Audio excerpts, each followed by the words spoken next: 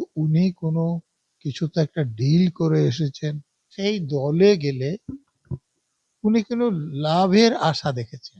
একটা লোক যদি কমিউনিস্ট হয় তাহলে সে পাগল হতে পারে, অন্য কিছু হতে পারে না।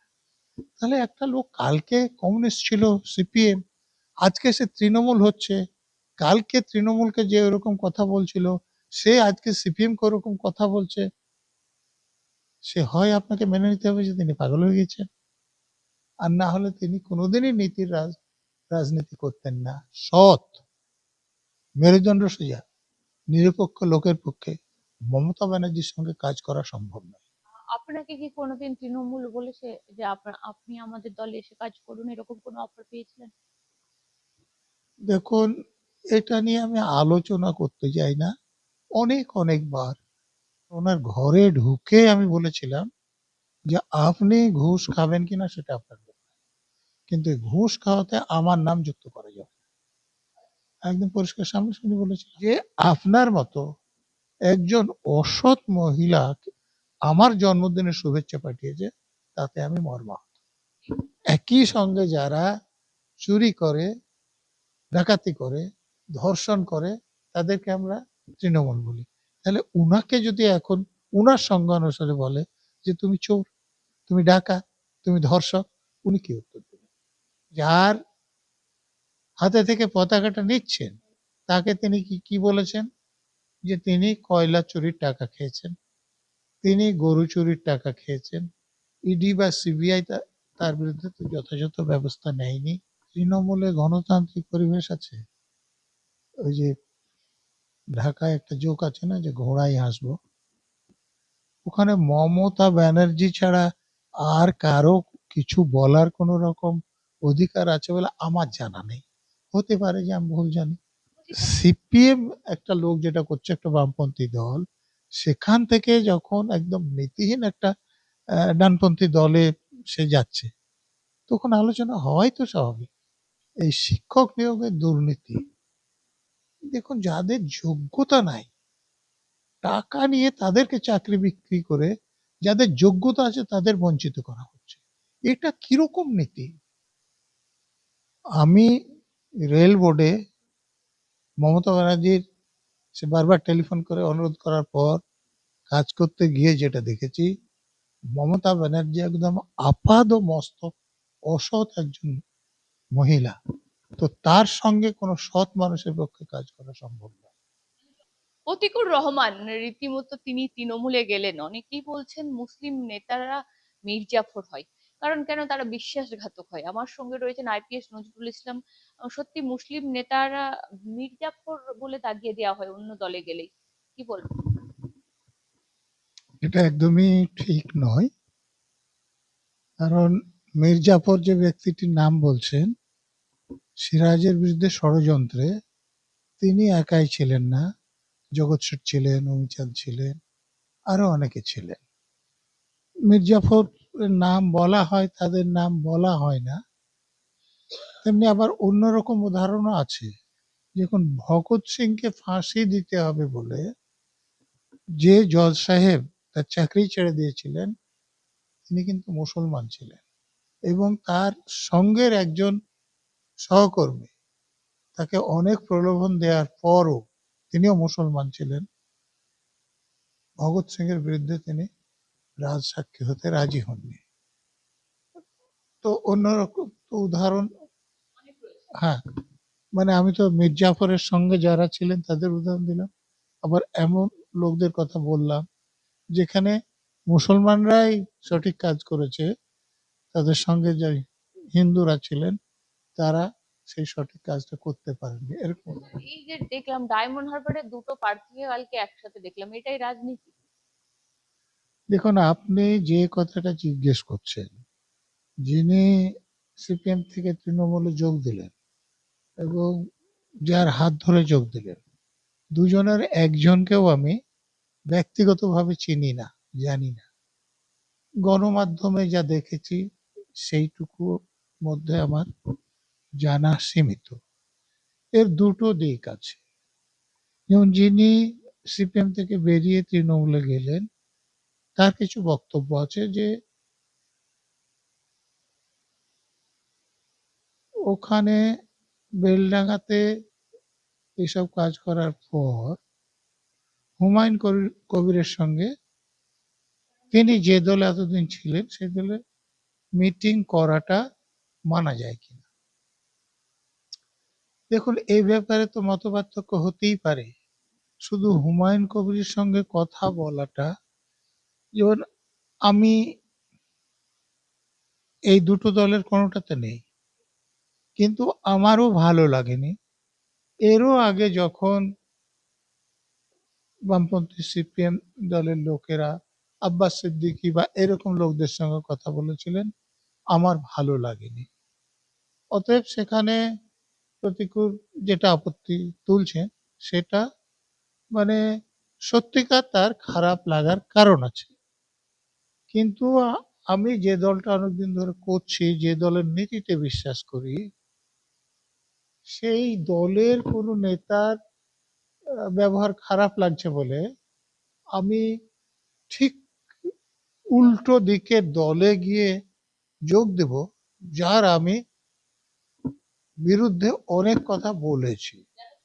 তার একটা কথা যেটা আমার সমাজ মাধ্যমে আমার কাছে বারবার এসছে, তাতে দেখছি যে যারা চুরি করে তাদেরকে আমরা চোর বলি, আর যারা ডাকাতি করে তাদেরকে আমরা ডাকাতি বলি, যারা ধর্ষণ করে তাদেরকে আমরা ধর্ষক বলি। আর একই ব্যক্তি যখন চুরিও করে, ডাকাতিও করে, ধর্ষণও করে, তখন তাদেরকে আমরা তৃণমূল বলি। তো উনার যে সংজ্ঞা, সেই সংজ্ঞা অনুসারে যে মুহূর্তে উনি হাতে পতাকা নিয়ে সেই দলে জয়েন করলেন, তখন তিনি কি হয়ে গেলেন? একই সঙ্গে চোর, ডাকাত এবং ধর্ষক, যদি উনার সংজ্ঞা ঠিক হয়। দ্বিতীয় আর একটা উদাহরণ দিচ্ছি।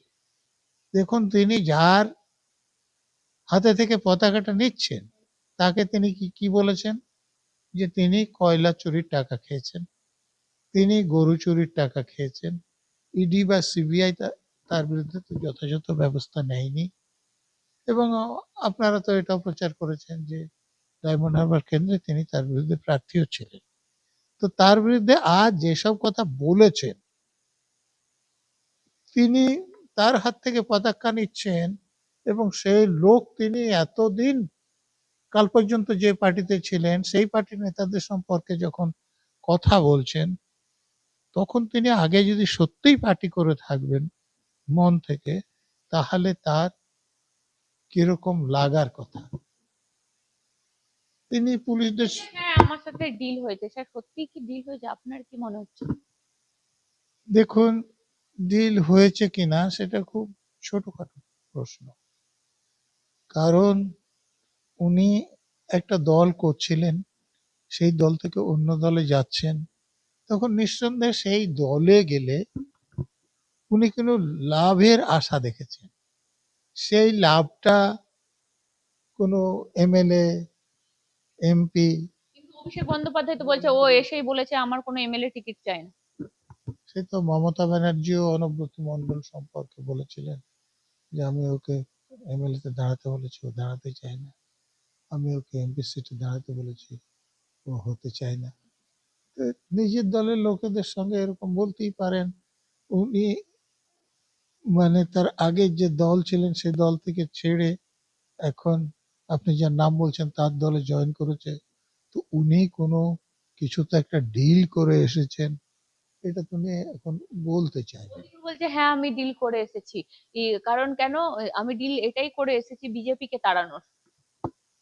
দেখুন, উনি কাল যদি উনি ভালো সুযোগ সুবিধা পান, সিপিএম থেকে যদি তৃণমূলে যোগ দিতে পারেন, উনি তৃণমূল থেকে বিজেপিতেও যোগ দিতে পারেন। তা আমি আরো দুটো একটা জানাচ্ছি যে কোথায় অসুবিধা হয়। আপনার এই যে বিজেপিতেও একসময় মন্ত্রী ছিলেন, এখন তৃণমূলে মন্ত্রী আছেন, একজন নেতার নাম আপনাদের মনে পড়ছে? যিনি বলেছিলেন যে কালীঘাটের টালির চালা ওই চোরেদের পাঠশালা। তো তিনি যখন বিজেপি থেকে তৃণমূলে আসলেন, তারপর ত্রিপুরাতে প্রচারে গিয়েছিলেন, তখন একটা জায়গায় উনি মিটিং করছিলেন। তো পাশের কিছু লোক না করে একটা ওনার দিকে মাইক করে ওই গানটা বাজাচ্ছিলেন যে কালীঘাটের টালির ছালা ওই চোরেদের পাঠশালা ওনার কণ্ঠে বাজাচ্ছিলেন। তা আপনি চিন্তা করুন এটা কিরকম বিব্রতকর অবস্থা। উনি ভাষণ দিচ্ছেন তৃণমূলের প্রশংসা করে, আর ওদিকে গান শোনাচ্ছেন তৃণমূলের সমালোচনা করে। আমি আর একটা উদাহরণ দিচ্ছি। দেখুন, একজন বিজেপিতে ছিলেন, করিমপুরে ভোটে দাঁড়িয়েছিলেন, তারপরে তাকে যখন গুন্ডা বদমাশেরা লাথি মেরে ঘেটু বনে ফেলে দিয়েছিলেন, তখন তিনি ওখান থেকে উঠে এসে কি বলেছিলেন, যে এটা হচ্ছে ওই লুঙ্গি বাহিনীর কাজ বলেছিলেন। তো তিনি এখন ওই লুঙ্গি বাহিনীর কাজকর্মের সাফাই দিচ্ছেন। তো এটা তো খুব সুখকর বিষয় হবে বলে আমার মনে হয় না। তো যে ব্যক্তি বলেছিলেন যে একই সঙ্গে যারা চুরি করে, ডাকাতি করে, ধর্ষণ করে, তাদেরকে আমরা তৃণমূল বলি, তাহলে উনাকে যদি এখন উনার সংজ্ঞা অনুসারে বলে যে তুমি চোর, তুমি ডাকাত, তুমি ধর্ষক, উনি কি উত্তর দেবেন? অতএব এটা কিন্তু খুব, যা ঘটছে সেটা খুবই দুঃখজনক ব্যাপার, এরকম হওয়া উচিত না। এই এক রাজনৈতিক দল থেকে আরেক রাজনৈতিক দল পরিবর্তন করলে ডিল কি সত্যি হয়? দেখুন,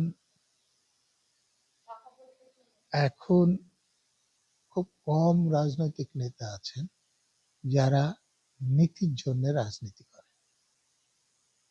অধিকাংশই নিজেদের সুবিধার জন্য, কিছু পাওয়ার জন্য রাজনীতি করে।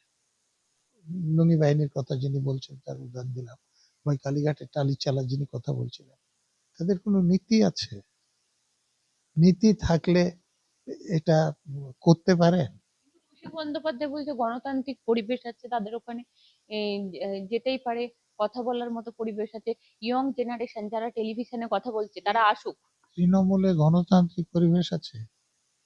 ওই যে ঢাকায় একটা জোক আছে না, যে ঘোড়ায় হাসবো, ওখানে মমতা ব্যানার্জি ছাড়া আর কারো কিছু বলার কোন রকম অধিকার আছে বলে আমার জানা নেই। হতে পারে যে আমি ভুল জানি। বলছি স্যার, এই যে দল বদল হচ্ছে বা ভোটের মুখে একটা বিশাল অঙ্কের এদিক ওদিক হচ্ছে, আরো অভিষেক বন্দ্যোপাধ্যায় সবাইকে, যারা ইয়ং জেনারেশন টিভিতে আপনি দেখেছেন সবাই একসাথে ডিবেট করে, তাদেরকেও আহ্বান করছেন, তাহলে তৃণমূল কি এখন দল বদলের খেলায় নেমেছে? তাদের নেতাদেরকে দিয়ে কি আর হচ্ছে না? তৃণমূল তো এটা এখন নেমেছে বলছেন কেন? তৃণমূল যখন রাজ্যে ক্ষমতায় আসে, মুর্শিদাবাদের যে সেখানকার যে জেলার পরিষদ, সেটা কাদের দখলে ছিল? ওটা রাতারাতি তৃণমূল কি করে হয়নি? তো ওই দল বলের খেলার জন্যই তো হয়েছে। তো তৃণমূল বরাবর দল বদলের খেলাকে উৎসাহিত করেছেন। দেখুন, রাজ্যসভার একজন এই বামপন্থী দলের মেম্বার ছিলেন, উনি তৃণমূলে এসে আবার ওই রাজ্যসভার মেম্বার হলেন। স্যার, কার্যত তাহলে আপনি এই প্রতিকূলের দল চেঞ্জটাকে কি, মানে আমাদের পশ্চিমবঙ্গে এরকমই হয় স্বাভাবিকভাবেই দেখছেন? না, আমার এটা মনে হচ্ছে যে দেখুন, আমি ছোটবেলায় বামপন্থী আবহাওয়ায় মানুষ হয়েছি। আমি সোশ্যালিজম, কমিউনিজম নিয়ে কিছু পড়াশোনা করেছি। তো সেখানে একটা জায়গায় আমি পড়েছিলাম যে একটা লোক যদি কমিউনিস্ট হয় তাহলে সে পাগল হতে পারে, অন্য কিছু হতে পারে না। তাহলে একটা লোক কালকে কমিউনিস্ট ছিল, সিপিএম, আজকে সে তৃণমূল হচ্ছে, কালকে তৃণমূলকে যে ওরকম কথা বলছিল সে আজকে সিপিএম কে ওরকম কথা বলছে, সে হয় আপনাকে মেনে নিতে হবে যে তিনি পাগল হয়ে গেছেন, আর না হলে তিনি কোনোদিনই নীতির রাজনীতি করতেন না। সেখানে থাকলে তার কিছু সুবিধা হবে মনে করেছিলেন। সেটা যখন হচ্ছে না, অন্য জায়গায় গেলে তিনি সেই সুবিধার প্রতিশ্রুতি পেয়েছেন, সেখানে গিয়েছেন। সবাই অনেকে বলার চেষ্টা করেছেন যে দল বদল তো আরো অনেক নেতা করেছে, তাহলে প্রতিকুর রহমানকে নিয়ে মিডিয়া কেন এত লাফালাফি করছে? যারা দলবদল করেছে তাদেরকে নিয়েই মিডিয়াতে আলোচনা হয়েছে বলে আমি দেখেছি। ওই যে আপনি যার নাম বললেন, কালীঘাটে, কালীঘাটের টালিচাল, তাকে নিয়ে কম আলোচনা হয়েছে? বা আপনি যে বললেন যে লুঙ্গি বাহিনী, তাকে নিয়েও কি আলোচনা হয়নি? স্বাভাবিক স্বাভাবিকভাবে দেখুন, বর্তমানে এখানে যে লোকটি বলছে যে চুরি করলে তাকে আমরা চোর বলি, ডাকাতি করলে আমরা ডাকাত বলি, ধর্ষণ করলে তাকে আমরা ধর্ষণ বলি, আর যারা চুরিও করে, ডাকাতিও করে, ধর্ষণও করে তাদের আমরা তৃণমূল বলি। বলছে প্রতিকূল তৃণমূলে গেছে বলে এত আপত্তি, বিজেপিতে গেলে তো আপনারা এত কথা বলতেন না, মিডিয়াও এত লাফাতো না। তিনি বিজেপির সঙ্গে যে কথা সম্পর্কে যেসব কথাগুলো বলেছেন, সেই কথাগুলো তখন সামনে আসতো। এখন উনি সিপিএম থেকে তৃণমূলে গিয়েছেন, তো তৃণমূলের সঙ্গে যে কথাগুলো বলেছেন, যে আমি জানতামই না যে এরকম কথা উনি আগে বলেছেন, কিন্তু যখন উনি তৃণমূলে জয়েন করছেন, যে বিভিন্ন সমাজ মাধ্যমে এই কথাগুলো চলে আসছে। হ্যাঁ, তো উনি যদি বিজেপিতে জয়েন করতেন, তাহলে বিজেপি সম্পর্কে উনি এরকম যেসব কথাবার্তা বলেছেন সেগুলো ভেসে উঠতো, সেগুলো নিয়ে আলোচনা হতো। অতএব সিপিএম একটা লোক যেটা করছে, একটা বামপন্থী দল, সেখান থেকে যখন একদম নীতিহীন একটা ডানপন্থী দলে সে যাচ্ছে, তখন আলোচনা হওয়াই তো স্বাভাবিক। হীন বলছেন আপনি একদম তৃণমূলটাকে কেন? অভিষেক বন্দ্যোপাধ্যায় বলছেন ওরা নীতি নৈতিকতার কি বলবে। আমাদের নীতি নৈতিকতা হচ্ছে অ্যাম্বুলেন্স ডাকা, কোনো রুগী অসুস্থ হলে ফায়ার ব্রিগেড ডাকা, কোভিড এর সময় পাশে দাঁড়ানো মানুষের, এটাকে আমরা নীতি নৈতিকতা বলি। দেখুন, আমি তো সারদায় মমতার অপরাধ বলে একটা বই, যে অ্যাম্বুলেন্স দিয়ে এই যে কালো টাকাগুলো কি করে কলকাতায় নিয়ে আসা হতো, সেটা আমি লিখেছি। তো অতএব সে অ্যাম্বুলেন্সের কথা বললেন বলে সেটা আমার মনে পড়লো না। এই যে অন্য সব কথা ছেড়ে দেন, এই শিক্ষক নিয়োগের দুর্নীতি, দেখুন যাদের যোগ্যতা নাই, টাকা নিয়ে তাদেরকে চাকরি বিক্রি করে যাদের যোগ্যতা আছে তাদের বঞ্চিত করা হচ্ছে। এটা কিরকম নীতি? আপনার বাড়ির কোনো ছেলে বা মেয়ে, আমার বাড়ির কোনো ছেলে বা মেয়ে যদি স্কুলে যায়, তো তাকে সেই শিক্ষক পড়াবে যে কিছু জানে না। যে অঙ্ক যোগ বিয়োগ জানে না, সে তাকে অঙ্ক শেখাবে।